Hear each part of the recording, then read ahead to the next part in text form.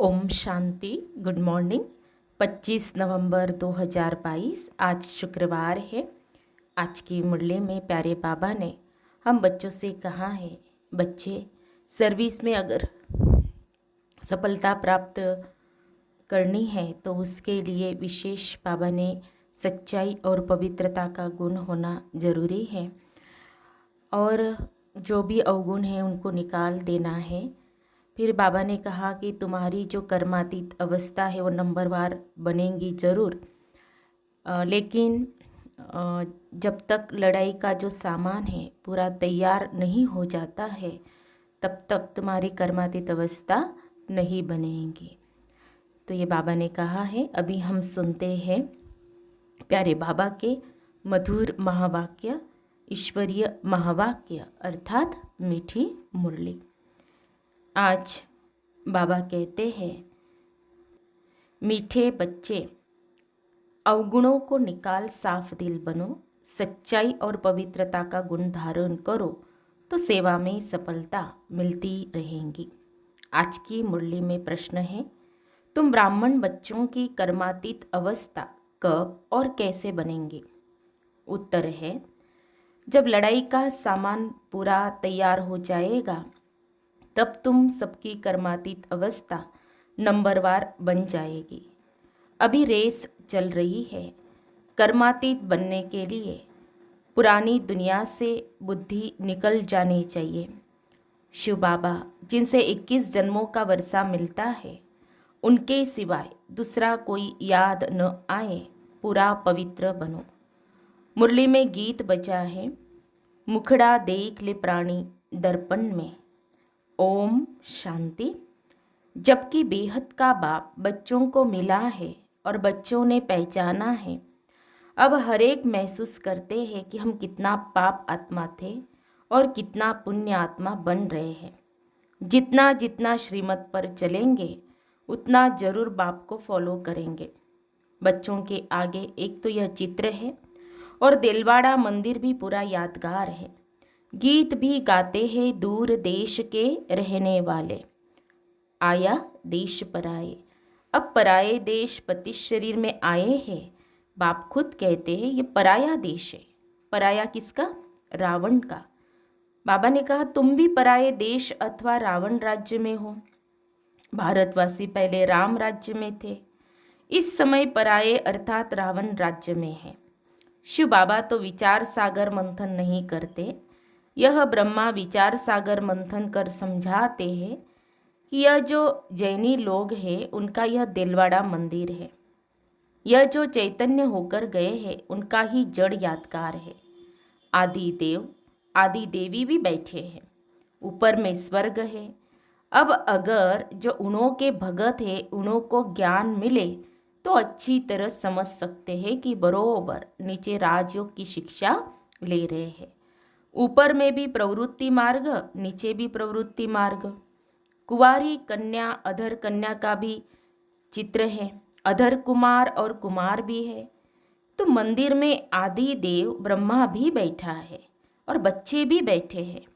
अब तुम समझ गए हो कि ब्रह्मा सरस्वती ही राधे कृष्ण बनते हैं। ब्रह्मा की आत्मा का बहुत जन्मों के अंत का जन्म है। यह बाप और बच्चों का यादगार है। ऐसे तो नहीं 1000 लाख चित्र रखेंगे, मॉडल में थोड़े चित्र रखे जाते हैं। यह है जड़ और हमारा है चैतन्य। जिन्होंने कल पहले भारत को स्वर्ग बनाया है उन्हों का यादगार है। जगत अम्बा, जगत पिता और उनके बच्चे हैं। मेजॉरिटी माताओं की होने कारण बी के नाम लिख दिया है। मंदिर में भी कुंवारी कन्या और अधर देवी है। अंदर जाएंगे तो हाथियों पर मेल्स के चित्र है। ये सब बातें तुम बच्चे ही समझ सकते हो। तुम अभी साफ दिल बनते हो, आत्मा से अवगुण निकाल रहे हो। तुम्हारी मम्मा किसको समझाती थी तो उनको तीर लग जाता था। उनमें सच्चाई पवित्रता थी भी कुमारी। मम्मा का नाम पहले आता है, पहले लक्ष्मी फिर नारायण। अब बाप कहते हैं मम्मा जैसे गुण धारण करो, अवगुणों को निकालते जाओ। नहीं निकालेंगे तो पद भ्रष्ट हो जाएंगे। सपूत बच्चों का काम है हर एक बात समझना। पहले तुम बेसमझ थे, अब बाबा समझदार बनाते हैं। अज्ञान में बच्चे खराब होते हैं तो बाप का नाम बदनाम करते हैं। ये तो बेहद का बाप है। ब्रह्मा कुमार कुमारी या कहलाकर फिर ईश्वर बाप का नाम बदनाम करेंगे तो उनका क्या हाल होगा। ऐसा काम क्यों करना चाहिए जो पद भी भ्रष्ट हो और बहुतों का नुकसान भी हो। तो बाप ने समझाया है, दूर देश से आते हैं पराए देश में। फिर रावण राज्य द्वापर से शुरू होता है, भक्ति भी द्वापर से शुरू होती है। इस समय सबकी तमो प्रधान जड़ जड़ीभूत अवस्था है। यह बेहद का पुराना झाड़ है। बेहद का ज्ञान कोई दे न सके, बेहद का सन्यास कोई करा न सके। वह हद का सन्यास कराते हैं। बेहद का बाप बेहद की पुरानी दुनिया का सन्यास कराते हैं। आत्माओं को समझाते हैं, बच्चे यह पुरानी दुनिया है, तुम्हारे अब 84 जन्म पूरे हुए हैं। महाभारत लड़ाई सामने खड़ी है, विनाश अवश्य होना ही है। इसलिए बेहद के बाप और वर्षे को याद करो। हे आत्माएं सुनती हो, हम आत्मा है, परमात्मा बाप हमको पढ़ाते हैं। जब तक यह पक्का निश्चय नहीं, गोया कुछ भी नहीं समझेंगे। पहले यह निश्चय करें कि हम आत्मा अविनाशी है। हम अशरीरी आत्मा शरीर में आकर प्रवेश करती है, नहीं तो आदमशुमारी वृद्धि को कैसे पाए। जैसे आत्माएं परमधाम से आकर शरीर में प्रवेश करती है, वैसे परम पिता परमात्मा भी इस शरीर में प्रवेश कर कहते हैं, तुम हमारे बच्चे हो। तुम मुझ सागर के बच्चे जलकर खाक हो गए हो। अब मैं आया हूँ तुमको पावन बनाकर वापिस घर ले जाने के लिए। जो विकार में जास्ती जाते हैं उनको ही पतित भ्रष्टाचारी कहा जाता है। ये सारी दुनिया ही विकारी है। इसलिए ड्रामा प्लान अनुसार मैं रावण के देश में आया हूँ। 5000 वर्ष पहले भी आया था, हर कल्प आता हूँ और आता भी हूँ संगम युगे। बच्चों को मुक्ति जीवन मुक्ति देने आता हूँ। सतयुग में है जीवन मुक्ति, बाकी सब मुक्ति में रहते हैं। तो भी इतनी सब जो आत्माएं हैं उनको ले कौन जाएगा। बाप को ही लिबरेटर और गाइड कहा जाता है। तो बाप ही आकर भक्तों को भक्ति का फल देते हैं। तुम ही पुजारी से पूज्य बनते हो। बाबा कोई और तकलीफ नहीं देते। दिलवाड़ा मंदिर में चित्र बरोबर ठीक है। बच्चे योग में बैठे हैं, उनको शिक्षा देने वाला कौन है? परम पिता परमात्मा का चित्र भी है। शिव बाबा ब्रह्मा द्वारा सत्युग की स्थापना कर रहे हैं। तो यहाँ भी चित्र में देखो, झाड़ के नीचे तपस्या कर रहे हैं। ब्रह्मा सरस्वती की भी माँ हो गई। गाया भी जाता है, त्वमेव माता च पिता। निराकार को कैसे कह सकते? इसमें उसने प्रवेश किया है तो यह माता बनी ना। सन्यासी तो निवृत्ति मार्ग वाले हैं, अपने मुख से कहते हैं कि यह हमारे फॉलोअर्स है, वे कहते हैं हम फॉलोअर्स है। यहाँ तो माता पिता दोनों हैं, इसलिए कहते हैं त्वमेव माता च पिता। बंधु भी है जिसमें प्रवेश करते हैं, वह भी पढ़ते रहते हैं तो सखा भी बन जाते हैं। शिव बाबा कहते हैं मैंने ब्रह्मा द्वारा एडॉप्ट किया है, तुम राजयोग सीख रहे हो। शिव बाबा को अपना शरीर तो है नहीं। वहाँ मंदिर में लिंग रखा है, दिलवाड़ा का अर्थ कोई समझ न सके। अधर कुमारी कुवारी कन्या भी है, सिखलाने वाले शिव का भी चित्र है। स्वर्ग का मालिक बनाने वाला जरूर उस्ताद चाहिए। वहाँ श्री कृष्ण की बात नहीं। जहाँ ब्रह्मा बैठा है वहाँ श्री कृष्ण कैसे आए? श्री कृष्ण की आत्मा तपस्या कर रही है सुंदर बनने के लिए। अभी वह शाम है, ऊपर में वैकुंठ के सुंदर चित्र खड़े हैं। ब्राह्मण ब्राह्मणियाँ ही फिर देवता बनेंगे। तुम्हें ऐसा बनाने वाला सबसे ऊंचा है, तो यह दिलवाड़ा मंदिर भी सबसे ऊंचा है। तुम बच्चे ज्ञान तो सबको देते हो, लेकिन कई समझते हैं कि ज्ञान में आकर पति पत्नी दोनों साथ रहते पवित्र रहे, यह तो बहुत बड़ी ताकत है। परंतु यह नहीं समझते कि यह सर्वशक्तिमान बाप की ताकत है। बाप देखो स्वर्ग की कितनी भीति देते हैं। बच्चे पवित्र बनो तो स्वर्ग के मालिक बन जाएंगे। माया के तूफान तो बहुत आएंगे। बाप कहते हैं बच्चे तुम कितना फर्स्ट क्लास थे, तुमको क्या हो गया। बाबा झट बताएंगे इस समय ब्राह्मणों की माला में नंबरवार कौन कौन है। परंतु सब कायम नहीं रहेंगे। कमाई में दशाएं बैठती है ना। किसको राहु की दशा बैठती है तो फिर छोड़ चले जाते हैं पुरानी दुनिया में। कहते हैं हमसे मेहनत नहीं होती है, बाबा को याद नहीं कर सकते। नहीं कहने से नास्तिक बन जाते हैं। दशाएं फिरती रहती है। माया के तूफान आने से ढीले हो जाते हैं। अगर भागंती हो गया तो समझेंगे शाम बन गया। यहाँ आते हैं सुंदर बनने। तुम ब्राह्मण कुल वाले शाम से सुंदर बन रहे हो। यहाँ बहुत ज़बरदस्त कमाई है।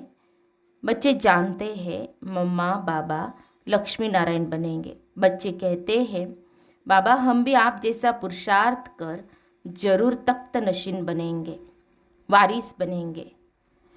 परंतु फिर भी ग्रहचारी बैठ जाती है। चलन भी अच्छी चाहिए।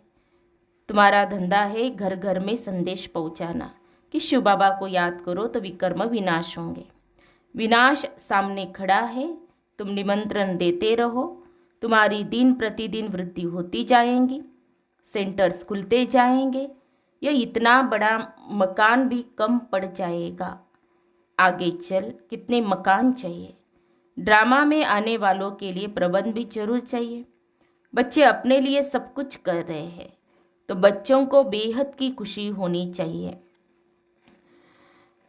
परंतु माया घड़ी घड़ी बुद्धियोग तोड़ देती है। अभी माला बन नहीं सकती, अंत में रुद्र माला बनेंगी, फिर विष्णु की माला बन जाएगी। बाबा कितना अच्छी रीति समझाते हैं। अम्बा के मंदिर के आगे भी अपना सेंटर होना चाहिए जो सबको समझाया जाए। तो अभी यह ज्ञान ज्ञानेश्वरी है, वहाँ भी भीड़ मच जाएगी। तुम सिर्फ काम करो, पैसे छम छम कर आ जाएंगे। ड्रामा में पहले से नुदा हुआ है। तुम 10 सेंटर खोलो, बाबा ग्राहक दे देंगे। परंतु सेंटर ही नहीं खोल सकते। कलकत्ते जैसे शहर में तो बहुत सेंटर खुलने चाहिए। हिम्मते बच्चे मददे बाप किसको भी टच कर देंगे। काम तुमको करना है। बहुरूपी के बच्चे तुम बहुरूप धारण कर यह सर्विस कर सकते हो। कहाँ भी जाकर बहुतों का कल्याण कर सकते हो। जैनियों की भी सर्विस करनी है। बहुत अच्छे बड़े बड़े जैनी हैं, परंतु बच्चों की इतनी विशाल बुद्धि नहीं है जो सर्विस करे। कुछ देह अभिमान रहता है। अच्छा, मीठे मीठे सिखे लदे बच्चों प्रति माता पिता बाप दादा का याद प्यार और गुड मॉर्निंग। रूहानी बाप की रूहानी बच्चों को नमस्ते। हम रूहानी बच्चों के रूहानी बाप दादा को याद प्यार और नमस्ते नमस्ते। ओम शांति ओम शांति ओम शांति। गुड मॉर्निंग बाबा, शुक्रिया बाबा, थैंक्स बाबा, पद्मा पदम शुक्रिया बाबा आपका। धारणा के लिए मुख्य सार। आज की मुरली का सार 2 पॉइंट में। पहली पॉइंट, बाप का बनकर माया के वश नहीं होना है। कर्मातीत बनने का पुरुषार्थ करना है। बाप को भूल नास्तिक नहीं बनना है। दूसरी पॉइंट, बुद्धि से बेहद का संन्यास करना है। बेहद खुशी में रहकर विशाल बुद्धि बन सेवा करनी है। प्यारे बाबा का वरदान है, दिल की समीपता द्वारा सहयोग का अधिकार प्राप्त कर उमंग उत्साह में उड़ने वाले तीव्र पुरुषार्थी भव। जो बच्चे दूर बैठे भी सदा बाप की दिल के समीप है, उन्हें सहयोग का अधिकार प्राप्त है और अंत तक सहयोग मिलता रहेगा। इसलिए इस अधिकार की स्मृति से कभी भी न तो कमजोर बनना, न दिल शिकस्त बनना, न पुरुषार्थ में साधारण पुरुषार्थी बनना। बाप कंबाइंड है, इसलिए सदा उमंग उत्साह से तीव्र पुरुषार्थी बन आगे बढ़ते रहना। कमजोरी व दिल शिकस्तपन बाप के हवाले कर दो, अपने पास सिर्फ उमंग उत्साह रखो। स्लोगन है, श्रीमत के कदम पर कदम रखते चलो तो संपूर्णता की मंजिल समीप आ जाएगी। फिर मातेश्वरी जी के अनमोल महावाक्य, सतोगुणी, रजोगुणी, तमोगुणी, ये 3 शब्द कहते हैं। इसको यथार्थ समझना जरूरी है। मनुष्य समझते ये तीनों गुण इकट्ठे चलते रहते हैं, परंतु विवेक क्या कहता है? क्या यह तीनों गुण इकट्ठे चले आते हैं व तीनों गुणों का पाठ अलग अलग युग में होता है? विवेक तो ऐसे ही कहता है कि यह तीनों गुण इकट्ठे नहीं चलते। जब सतयुग है तो सतो गुण है, द्वापर है तो रजोगुण है, और कलयुग है तो तमोगुण है। जब सतो है तो तमो रजो नहीं, जब रजो है तो फिर सतो गुण नहीं। यह मनुष्य तो ऐसे ही समझ कर बैठे हैं कि यह तीनों गुण इकट्ठे चलते आते हैं। यह बात कहना सरासर भूल है। वो समझते जब मनुष्य सच बोलते हैं, पाप कर्म नहीं करते हैं, तो वो सतोगुणी होते हैं। परंतु विवेक कहता है कि जब हम कहते हैं सतोगुण, तो इस सतोगुण का मतलब है संपूर्ण सुख, गोया सारी सृष्टि सतोगुणी है। बाकी ऐसे नहीं कहेंगे कि जो सच बोलता है वो सतोगुणी है और जो झूठ बोलता है वो कलयुगी तमोगुणी है। ऐसे ही दुनिया चलती आती है। अब जब हम सतयुग कहते हैं तो इसका मतलब है सारी सृष्टि पर सतोगुण, सतोप्रधान चाहिए। हाँ, कोई समय ऐसा सतयुग था जहाँ सारा संसार सतोगुणी था। अब वो सतयुग नहीं है, अभी तो है कलयुगी दुनिया। गोया सारी सृष्टि पर तमो प्रधानता का राज्य है। इस तमोगुणी समय पर फिर सतोगुण कहाँ से आया? अब है घोर अंधियारा, जिसको ब्रह्मा की रात कहते हैं। ब्रह्मा का दिन है सतयुग और ब्रह्मा की रात है कलयुग, तो हम दोनों को मिला नहीं सकते। इस कलयुगी संसार को असार संसार क्यों कहते हैं? क्योंकि इस दुनिया में कोई सार नहीं, माना कोई भी वस्तु में वो ताकत नहीं रही, अर्थात सुख, शांति, पवित्रता नहीं है। जो इस सृष्टि पर कोई समय सुख, शांति, पवित्रता थी, अब वो ताकत नहीं है, क्योंकि इस सृष्टि में 5 भूतों की प्रवेशता है। इसलिए ही इस सृष्टि को भय का सागर अथवा कर्म बंधन का सागर कहते हैं। इसीलिए ही मनुष्य दुखी हो परमात्मा को पुकार रहे हैं, परमात्मा हमको भव सागर से पार करो। इससे सिद्ध है कि जरूर कोई अभय अर्थात निर्भयता का भी संसार है जिसमें चलना चाहते हैं। इसलिए इस संसार को पाप का सागर कहते हैं, जिससे पार कर पुण्य आत्मा वाली दुनिया में चलना चाहते हैं। तो दुनिया ये 2 है, एक सतयुगी सार वाली दुनिया और दूसरी है कलयुगी असार की दुनिया। दोनों दुनियाएं इस सृष्टि पर ही होती है। अच्छा, ओम शांति। तो हम सब ने सुने प्यारे बाबा के मधुर महावाक्य और मातेश्वरी मम्मा के भी महावाक्य हमने सुने। तो आज बाबा ने जो कहा कि बच्चे कर्मातीत अवस्था तक पहुंचने के लिए तुम्हें जो पुरुषार्थ करना है, मेहनत करनी है, तो उसके लिए बाबा ने कहा कि उसमें दिल शिकस्त भी नहीं होना है, लेकिन पुरुषार्थ करते रहना है। तो बाबा ने कहा कि तुम तीव्र पुरुषार्थी हो, है ना, तो कभी कभी ग्रहचारी तो बैठ जाती है, लेकिन फिर भी बाबा ने यही कहा कि दिल शिकस्त नहीं होना, फिर से पुरुषार्थ करते रहना है। क्योंकि बाबा ने कहा ब्राह्मण सभी क्या है, नंबरवार हैं। तो इसीलिए बाबा ने जो कहा कि हमें अपनी खुद की चेकिंग करनी है, हमारे अंदर जो अवगुण हैं उनको निकाल देना है, और जो बाबा ने कहा कि जो हमारी संपूर्णता की मंजिल है, उस संपूर्णता की मंजिल तक हमें ज़रूर पहुंचना है। अच्छा, ओम शांति।